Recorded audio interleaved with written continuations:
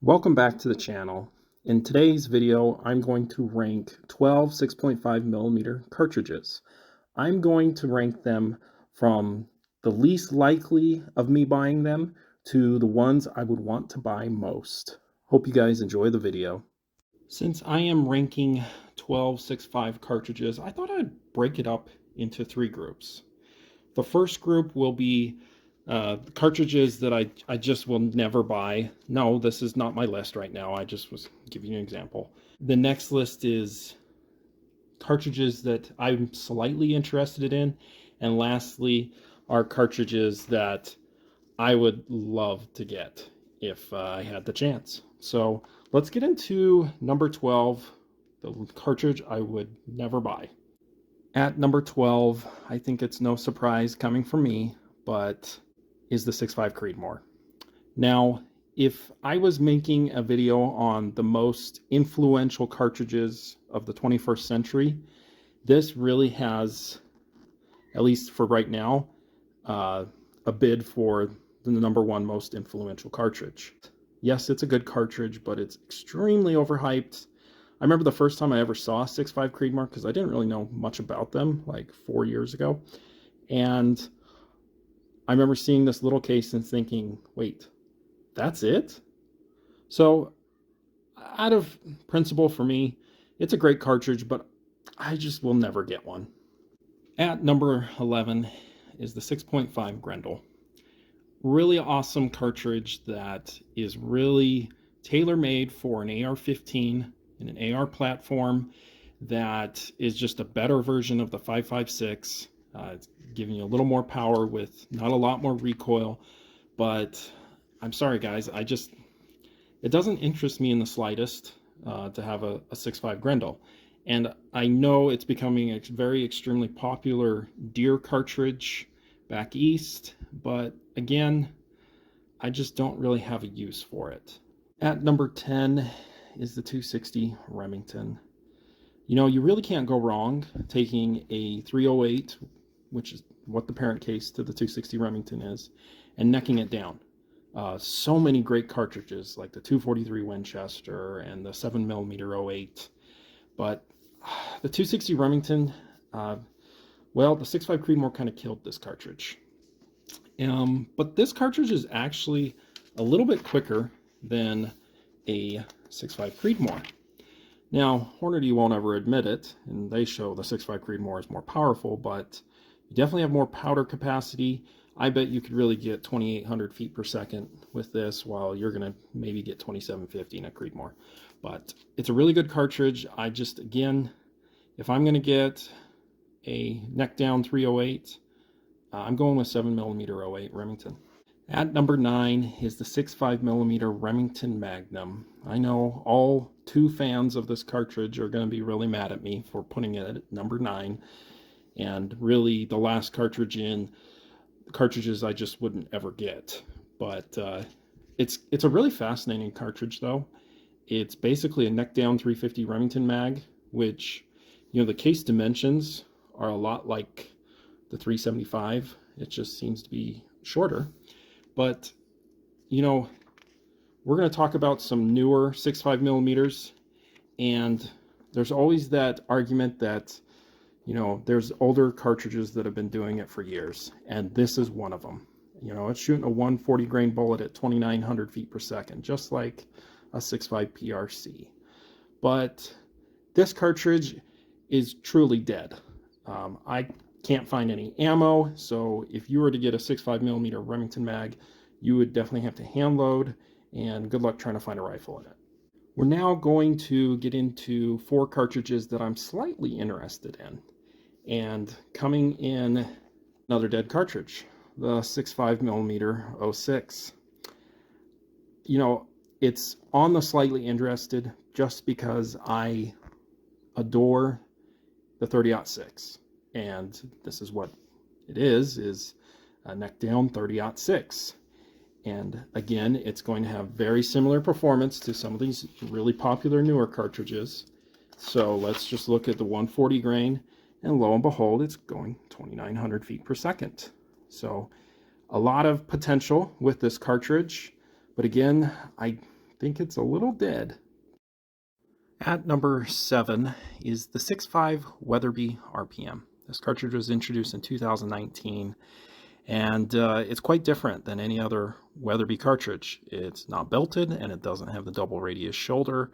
And I think this cartridge is more about what rifle you can get it in than its actual fast performance. Now, don't get me wrong, this matches roughly around the 264 Win Mag, maybe a little less, and it's a little bit more powerful than a 6.5 PRC, but to Weatherby standards, that's kind of slow. So the whole idea with this one is that it's a really great backpacking cartridge that you can get in less than a 5-pound gun. And so, yeah, it's more about the gun. So I put it at number 7. At number 6 is the 264 Winchester Mag. This came out same time, co-introduced with the 338 Win Mag. And this cartridge was supposed to be your do-it-all lower 48 North American big game cartridge. Unfortunately, due to some probably bad PR about it being a barrel burner, and I just think this cartridge was just introduced too early. It never really became what Winchester hoped it would be. Now, it's still a great Magnum. Is it a barrel burner? Maybe, not sure. You know, with a 140 grain bullet, you're going to be 3,050, maybe 3,100 feet per second. It's a darn good cartridge that, well, was too early for its time. At number 5 is the 6.5 by 55 millimeter Swede. I've heard so much about this cartridge, and a lot of my European watchers have been begging me to talk about this cartridge, and it is well known for taking moose-sized game in the Scandinavian countries, and so it's just a classic. In fact, I think this is the first commercially offered 6.5 millimeter. Don't quote me on that, but I think it is. And you know, in modern day rifles, this thing will definitely outperform a 6.5 Creedmoor. Now, Hornady does sell this short. Now, in their defense, if you're going to be shooting a rifle that's like made in the 30s or the 40s, they're not going to try to give you these really fast velocities and loads. So they're definitely kind of some reduced velocity loads for this, but you really can get this thing going pretty darn quick. Definitely faster than a 6.5 Creedmoor in a modern rifle. So it's definitely a classic and a very good one. We're now to the last 4 cartridges, and these are the cartridges that I have the most interest in getting. And at number 4 is the 6.5 284 Norma. And the parent case to the 6.5 284 Norma is the failed 284 Winchester.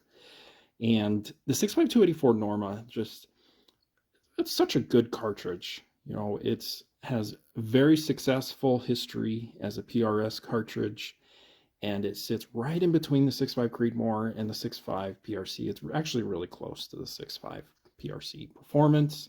Let me just show you real quick. And as you can see here, it's maxed out 2950. So really good performance. It's just a very well designed cartridge. At number 3 is this behemoth of a cartridge. Really, Nosler considers it the Ultra Magnum. It's a 26 Nosler, and it was introduced in 2014. It's giving you incredible velocities. You're shooting 140 grain bullets at over 3,300 feet per second in this cartridge. And I'm addicted to velocity, so it's definitely in my top 3. And the creation of the 26 Nosler pushed Weatherby to introduce its very first 6.5 millimeter cartridge, so it could beat it in velocity. We'll talk about that later. At number 2 is the 6.5 PRC. Hornady introduced this cartridge not too long ago. I believe it officially came out in 2018. Development for it started back, I think, 2013. But basically what they wanted was a faster version of a 6.5 Creedmoor. And they've done just that. Now again, this cartridge really isn't doing anything that hasn't been done before. We have the 6.5 millimeter rem mag, and we have the 6.5 aught 6. Fortunately, those are failed cartridges, so this does have a place in the market. I think it's just a very well balanced cartridge that does everything pretty darn well. Coming in at number one, I don't think you guys are probably surprised by my pick, hence my channel name, but I just think the 65300 Weatherby mag is pretty awesome. It seems like a really fun cartridge to shoot. I haven't ever shot one, but it is the fastest offered factory cartridge in the world. And it's a cartridge I think really defines what Weatherby is all about, providing the fastest cartridges in the world. And yes, the barrel life, it's a barrel burner, and it's not an efficient cartridge whatsoever. You should probably get even more velocities than you're getting, but yeah, who cares? It seems like a really fun cartridge, and it's probably the one I would be most likely to get.